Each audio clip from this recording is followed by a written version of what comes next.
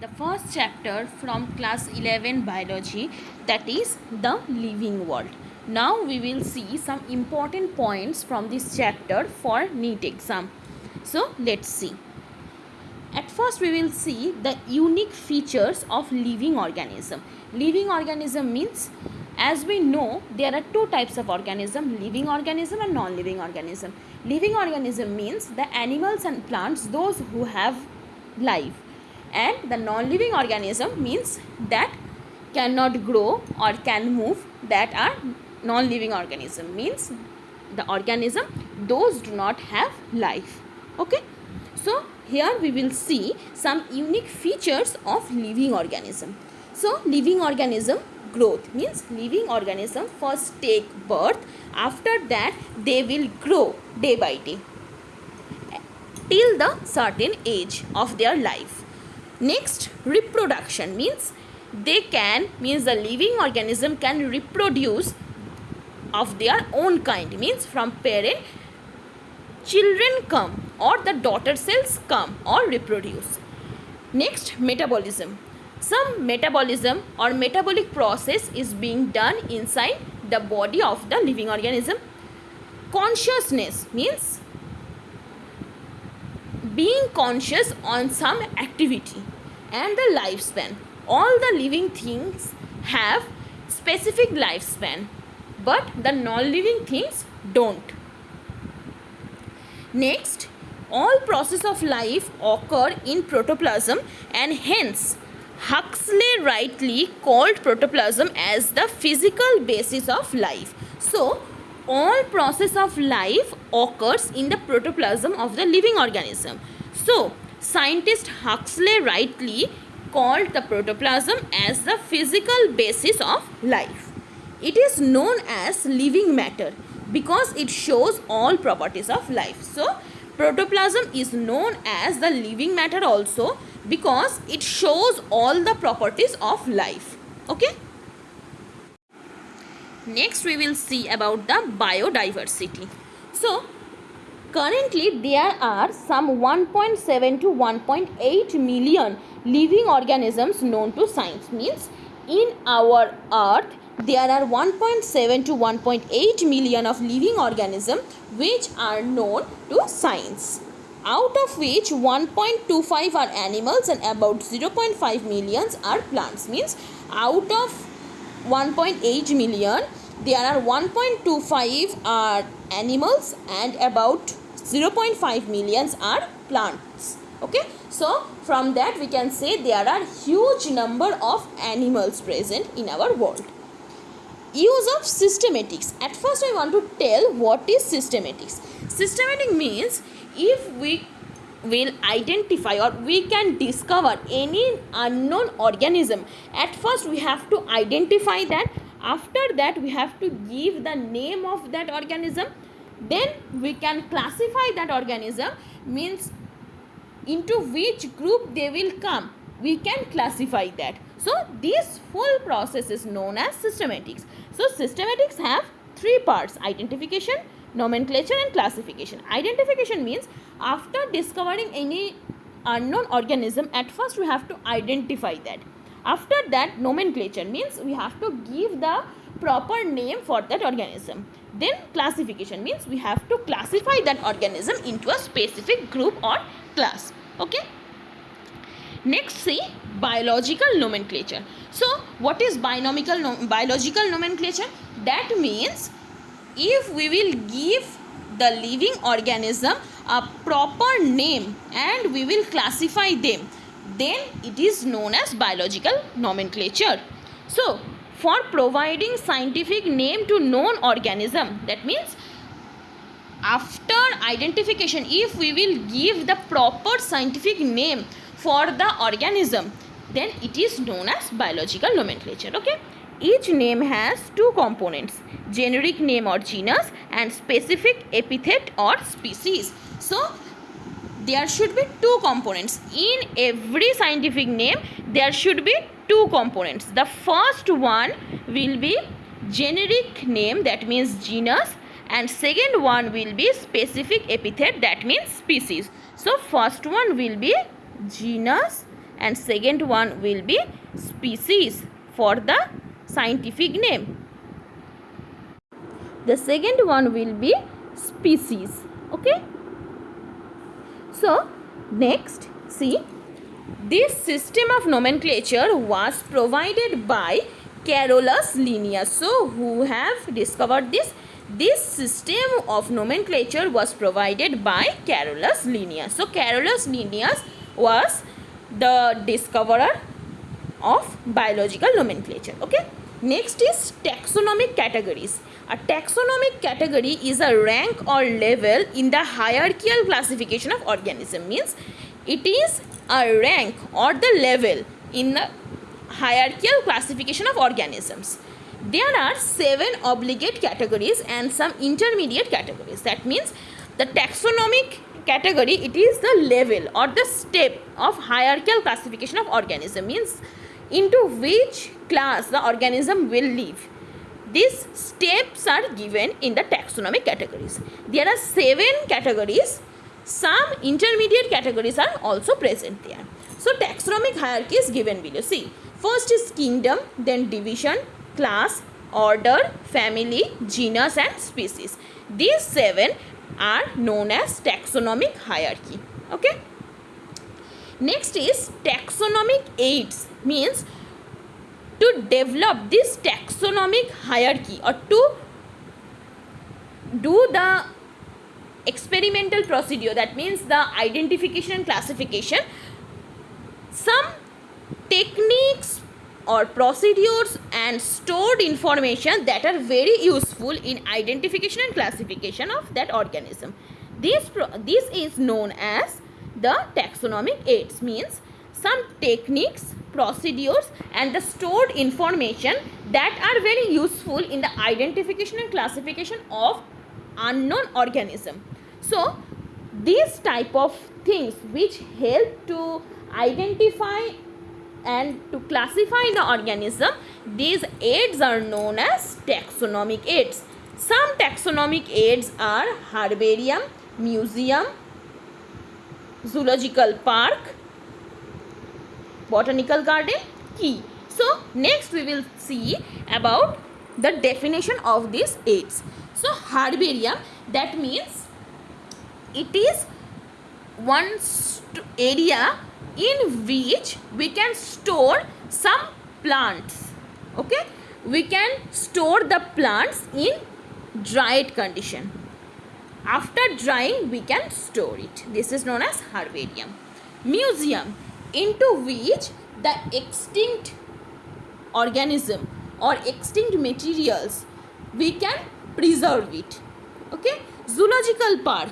Zoological park, as the name zoological is here, that means we can say that animals are preserved in this park.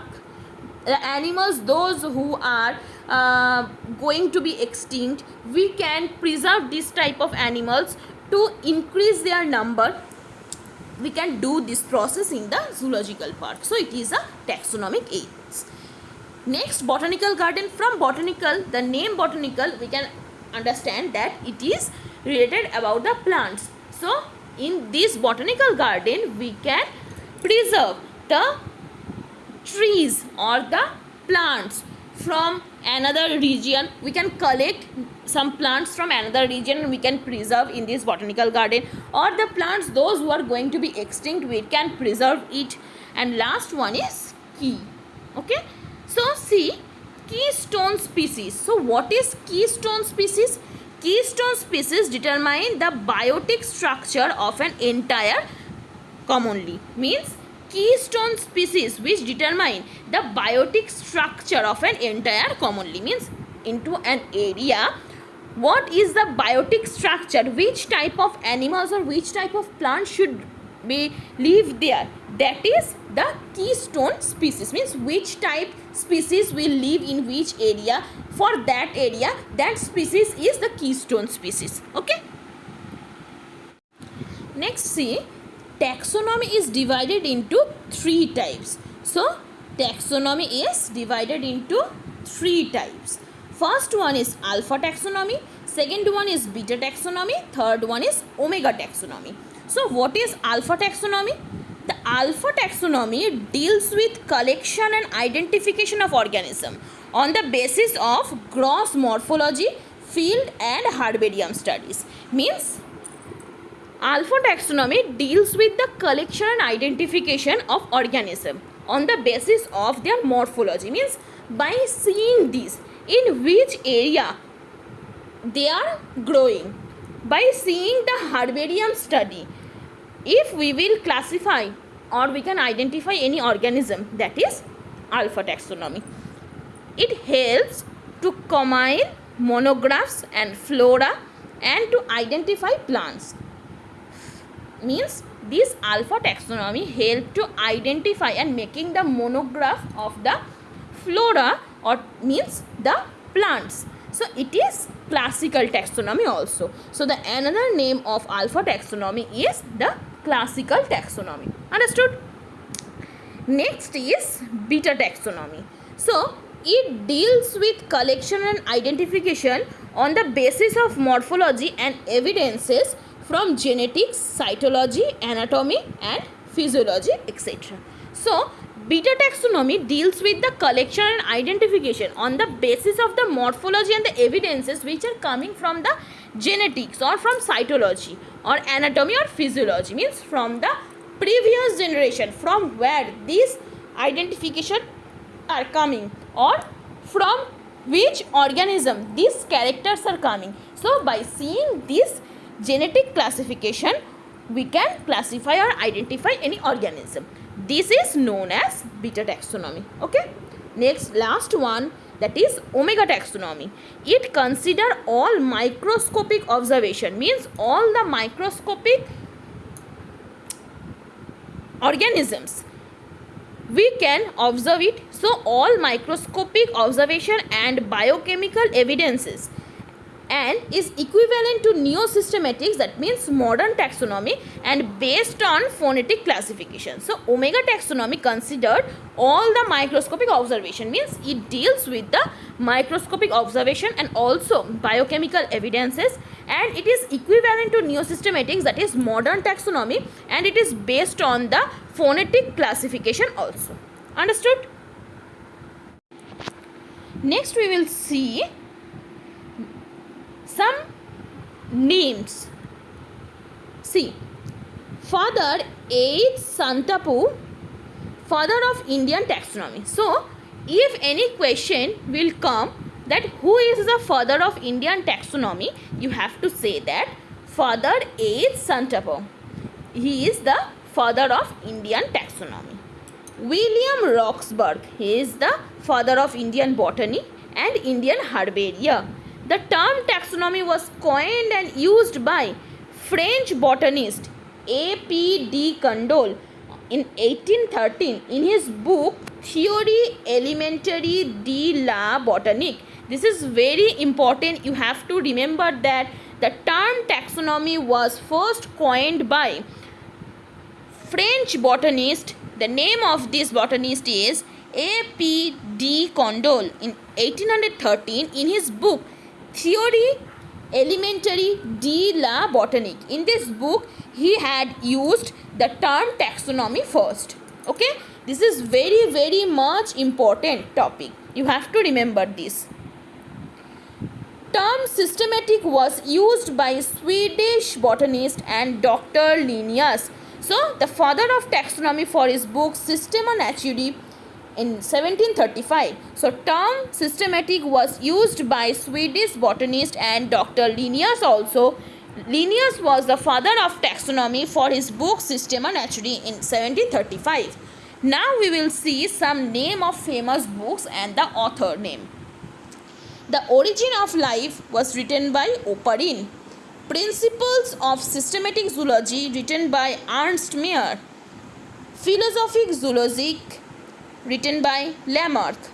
Systema Naturae, Species Plantarum, Genera Plantarum and Philosophia Botanica. These all 4 books are written by Carolus Linnaeus. Okay, so everyone remember this type of famous book name and also the name of the author, because any MCQ question can come from that like I am giving one example that the origin of life was written by, options are Oparin, Ernst Mayr, Landmark or Linnaeus. You have to write the name Oparin. Next we will see some definition. First is correlated characters. Means correlated characters are groups of common features present in different members of a group which are used delimitation of various taxa. That means common features in different species from a genus. This shows common ancestry. Means if we will consider two types of animals, and we can see that some characters are matching in between these species, as they are different species but some common features are present there. So these are known as correlated characters, and we can say that they are from common ancestry. Means their previous generation are coming from some common ancestry. Okay. Next is revision of group. So it is the grouping of species into distinct taxa of higher category on the basis of their homology and evolutionary relationship.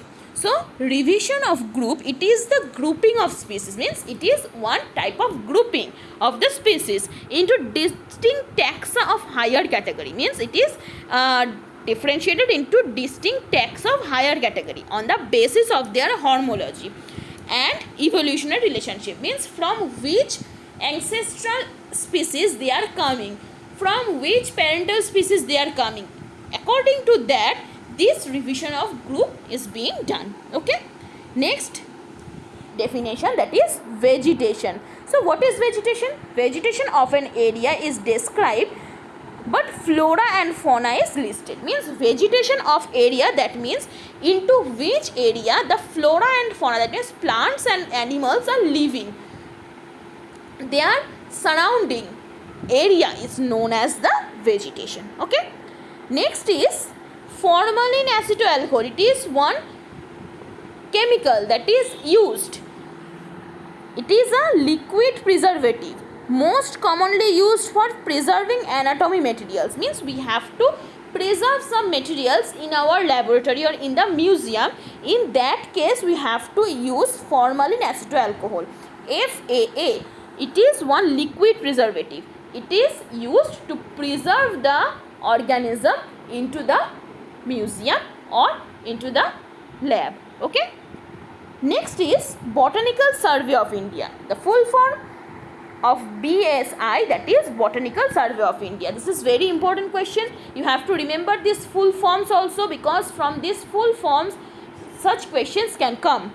What is the full form of BSI? What is the full form of FAA? Then you have to identify from the given options. So Botanical Survey of India was established in 1890. Its head office is at Calcutta. So it was established in 1890 and its head office was in Calcutta. You have to remember these 2 points. Okay. Next we will see about some species. So species with 2 or more varieties or subspecies is known as polytypic species, while the one which has no race or variety of subspecies is known as monotypic species. So here we have seen 2 types of species, that is polytypic species and monotypic species. So the species with 2 or more varieties or subspecies, that are known as polytypic species, and the one which has no subspecies, that is known as polytypic species. Okay. Next is cohort. A group of individuals of the same age within a population. Means if we will see one population and the people, those who are in same age, they are known as cohort. Like in your school, all the students who are in class 11, they are like the same species, like the same age. So this group of individuals of the same age within that population, that is known as cohort. Okay. Last 2 things we will see, that is 2 types of species, that is sympatric species and allopatric species. So what is the meaning of sympatric? Sim means similar. So these are genetically unrelated or different individuals of species having same or overlapping area of geographical distribution. Means the organism which are different in genetical area and having the same or overlapping area of geographical distribution, means they are living in same area though they are different types of organism, they are genetically unrelated. This type of species are known as sympatric species. But in case of allopatric, allo means different, so these type of species are genetically related but having different area of geographical distribution, means from same genetic species, if the species are living in different geographic area, they are known as allopatric species. But the organism, those who are very different in their genetically relation but they are staying in same or overlapping area of geographical distribution, then they are known as sympatric species. Okay, the last portion of this chapter, that is Lamarck gave dynamic concept stating that species is mutable and dynamic. So Lamarck gave a very good concept that stated that species is mutable, means mutation can be done in the species, means from the parent any new characters can come or any deletion or addition can occur in the gene of that daughter cells or the baby which are coming from the parent. So this is mutation. So species is mutable and dynamic, means it can change. Okay, biological concept of species was given by Dobzhansky in 1937 and Mayer in 1942. So this is very important point, that biological concept of species which was given by scientist Dobzhansky. So it is a very important question for NEET exam, that is biological concept of species was given by which scientist? The answer will be Dobzhansky in 1937 and also by Mayer in 1942. So this was some important points which is covered for chapter number 1, the living world. Okay, so on the next day we will see the second chapter. So we will see some important points for the NEET exam from the second chapter. So for today, goodbye everyone.